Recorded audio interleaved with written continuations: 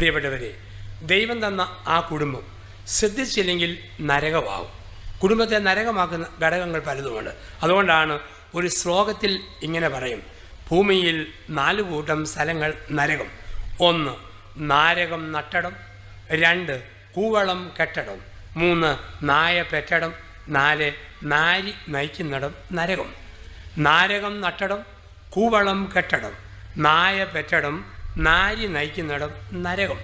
പറമ്പിൽ ഒരു ചെറുനാരകം ഉണ്ടെങ്കിൽ നാരകത്തിൽ നാരങ്ങ ഉണ്ടാകുമ്പോൾ നമ്മൾ പറിക്കാൻ വേണ്ടി ചെല്ലുമ്പോൾ കുനിഞ്ഞില്ലെങ്കിൽ തലക്കിട്ട് കുത്ത്, കാല് പൊക്കിയില്ലെങ്കിൽ ഒപ്പൂറ്റിക്കിട്ട് കുത്ത്, വളഞ്ഞില്ലെങ്കിൽ വയറിനിട്ട് കുത്ത്, ഞെളിഞ്ഞില്ലെങ്കിൽ എളിക്കിട്ട് കുത്ത്, കുത്തോട് കുത്ത്.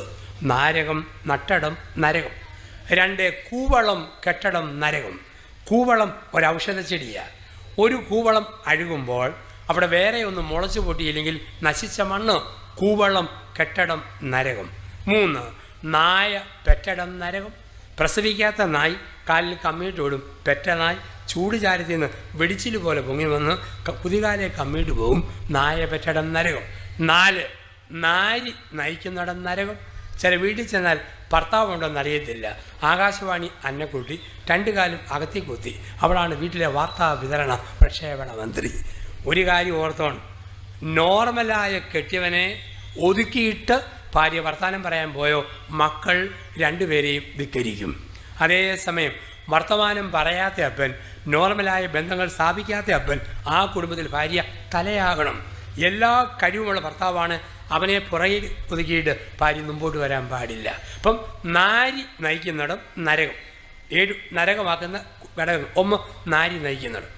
2 കർക്കശ പ്രകൃതി പിടിവാശി. ചില ആണുങ്ങളുണ്ട്, ഞാൻ എന്നാ തീരുമാനിച്ചോ അതുമാത്രമേ നടത്തൂ. ചില പെണ്ണുങ്ങളുണ്ട്, ഞാൻ എന്നാ നിശ്ചയിച്ചോ അതുമാത്രം.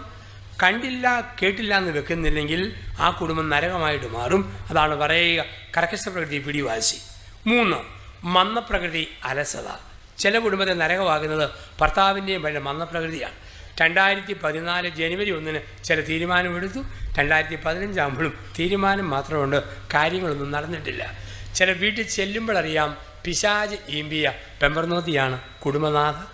വീടിൻ്റെ വരാന്തയിൽ കോഴിക്കാഷ്ടം ടൺ കണക്കിന് അട്ടിയിട്ട് വെച്ചിരിക്കുന്നു. പെരയ്ക്കകത്ത് കയറി ചെന്നപ്പം ചക്കയിലക്ക് തോരണം പോലെ ഞാത്തിയിട്ടിരിക്കുന്നു. ഊട്ടുമേശയുടെ പുറത്ത് ബ്ലൗസ് ഊരി കുത്തപ്പിനാറ് പോലെ പൊക്കി വെച്ചിരിക്കുന്നു. കട്ടിന് കീഴെ സാരി ചുരുളി തിരികെ പോലെ മടക്കി വെച്ചിരിക്കുന്നു. ടാപ്പിന് കീഴെ എന്തോ വേവിച്ചിട്ട് പാത്രം കുതിരാനിട്ടതാണ്. സന്ധ്യയായി പ്രഭാതമായി 5-ാം ദിവസം, ഇനിയും കുതിർന്ന് തീർന്നിട്ടില്ല. എല്ലാ ഗ്ലാസ്സിലും മത്തിയുടെ ഉളുമ്പ്, അയലയുടെ വാട, ഇറച്ചിവടത്തിൻ്റെ നാറ്റം ഓക്കാനിക്കാൻ വരുന്നു. 2010-ലെയും 2011-ലെയും കലണ്ടർ ഒരു നാണമില്ലാതെ അതുപോലെ തൂങ്ങിക്കിടക്കുന്നു. ക്ലോക്ക് നിര്യാതനായിട്ട് ദിവസം വലുത് കഴിഞ്ഞു. എപ്പം നോക്കിയാലും 7:10 7:10 7:10. അവിടുന്ന് സൂചി നീങ്ങിയിട്ടില്ല. ഞാൻ വീട്ടിൽ പ്രാർത്ഥിക്കാൻ വേണ്ടി ചെന്നു. ഓരോ മുറിയിൽ വിശുദ്ധജലം തളിച്ച് ഞാൻ പ്രാർത്ഥിച്ച് പോവുക. ഞാൻ കയറി പോകുമ്പോൾ കട്ടിലിൽ കീറത്തുണി, പീറത്തുണി, കൈക്കല തുണി, കരികല തുണി, പഴംതുണി ഇതെല്ലാം കിടക്കുക. അച്ഛൻ കണ്ട മോശമല്ലെന്നും കണ്ട് കുടുംബനാഥ റോക്കറ്റ് പോലെ ഓടി വന്നിട്ട് ബെഡ്ഷീറ്റിട്ട് മൂടി പോവുക.